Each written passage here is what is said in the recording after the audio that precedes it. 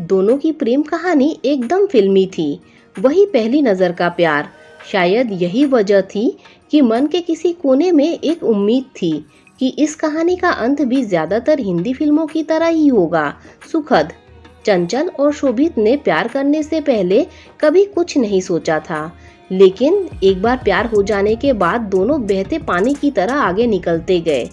शोभित ने जल्दी ही शादी करने के इरादे से एमबीए के ऐसे इंस्टीट्यूट में एडमिशन ले लिया जो नौकरी दिलाने का वादा करता हो। शोभित हड़बड़ी में इसीलिए था क्योंकि चंचल के घर वाले लड़का तलाश रहे थे। किस्मत और मेहनत रंग ला रही थी। बड़े एमबीए कॉलेज में दाखिला मिलते ही दोनों के मुरझाते मन में पानी की छींट पड़ गई थी। दोनों को लगने लगा था कि सब कुछ एकदम ठीक हो जाएगा, लेकिन हिंदी फिल्मों की तर्ज पर नाटकीय मोड़ आना ही था सो आया। कोर्स में दाखिला लेने के 1 महीने के भीतर ही चंचल की शादी तय हो गई।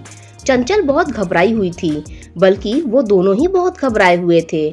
जी में आ रहा था कि फौरन भागकर शादी कर ले, लेकिन नौकरी नहीं थी और इसी वजह से दोनों के बढ़ते कदम ठिठुर जाते थे।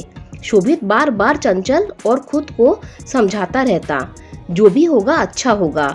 दोनों की बात भी हुई कि शादी की बात अपने अपने घरों में करे, लेकिन हर बार की कोशिश जाति, उम्र, हैसियत, बेरोजगारी जैसी वजहों की भेंट चढ़ जाती। वक्त बहुत तेजी से हाथ से निकल रहा था। शोभित ने एमबीए की पढ़ाई और कोर्स छोड़कर कॉल सेंटर में नौकरी करने की सोची, लेकिन प्यार के रास्ते पर पहले चल चुके कुछ अनुभवी लोगों ने इससे होने वाले नुकसान को इतना बड़ा करके बताया कि दोनों इस रास्ते में भी आगे नहीं बढ़ सके। दोनों ने प्यार तो कर लिया था, लेकिन उसके आगे की बातें नहीं सोची थी। यही वजह थी कि प्यार के सफर पर निकल जाने के बाद जब बात शादी पर आ रही थी, तो कभी चंचल को अपने भाई बहन की शादी का डर सता रहा था, तो कभी शोभित को परिवार की इज्जत और भविष्य की चिंताओं का काला खौफ। समय ऐसे बीत रहा था जैसे काले घोड़े पर सवार हो, रुकने का नाम ही नहीं ले रहा था। रुकता भी तो कैसे, उसका काम ही है लगातार चलना। शादी की तारीख आ रही थी और बेबसी, बेचैनी की अजीब सी भावनाओं में मन में घर कर लिया था। ऐसे हालत में दोस्त सबसे अच्छे और अनोखे विकल्प देते हैं। चंचल और शोभित को भी कई सुझाव मिले। चंचल की शादी का दिन आते आते हर बड़े से छोटे मंदिर तक नंगे पांव जाने और 101 रुपए का प्रसाद चढ़ाने का वादा भगवान से मैं कर चुका था, पर महंगाई के इस दौर में 101 रुपए का क्या होता है, शायद भगवान को भी यह मंजूर नहीं था। निराश होकर शोभित ने नास्तिकता और वास्तविकता की ओर कदम बढ़ा दिए।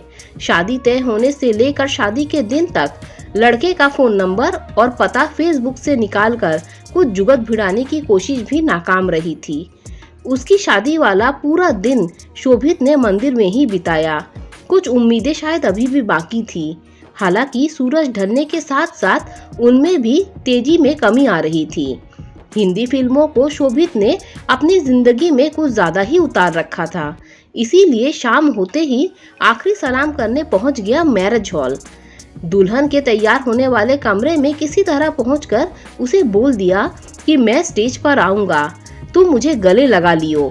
मेरी थोड़ी पिटाई तो पड़ेगी, लेकिन सब ठीक हो जाएगा, शादी कैंसिल हो जाएगी। इतना कहकर शोभित तीर की तरह कमरे से बाहर निकल गया। शोभित का जोश दोबारा जाग चुका था। अब यह शोभित का ब्रह्मास्त्र था।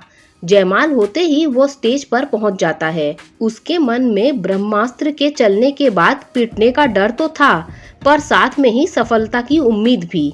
स्टेज पर उसके करीब पहुंचा तो उम्मीद थी कि वह गले लगा लेगी। शोभित ने चुपके से इशारा भी किया, लेकिन उसके चेहरे पर कोई भाव नहीं था। पर कुछ मिनट रुकने के बाद फोटोग्राफर ने शोभित से कहा, भैया अब उतर भी जाओ। एक झटके में शोभित अपनी स्वप्निली फिल्मी दुनिया से हकीकत में आ चुका था। चंचल किसी दूसरे की जिंदगी बन चुकी थी। लौटने के बाद एक टक पत्थर सी आंख लिए शोभित रियल लाइफ से निकलकर अपनी जिंदगी की फिल्म को रिवाइंड होते हुए देख रहा था। बस शोभित का साथ देने के लिए चंचल नहीं, उसके नमकीन मैले आंसू और यादें थीं। दोस्तों, अगर आपको ये कहानी अच्छी लगी हो तो लाइक कर दीजिए, मेरे चैनल को सब्सक्राइब कर दीजिए। Thanks for watching this video.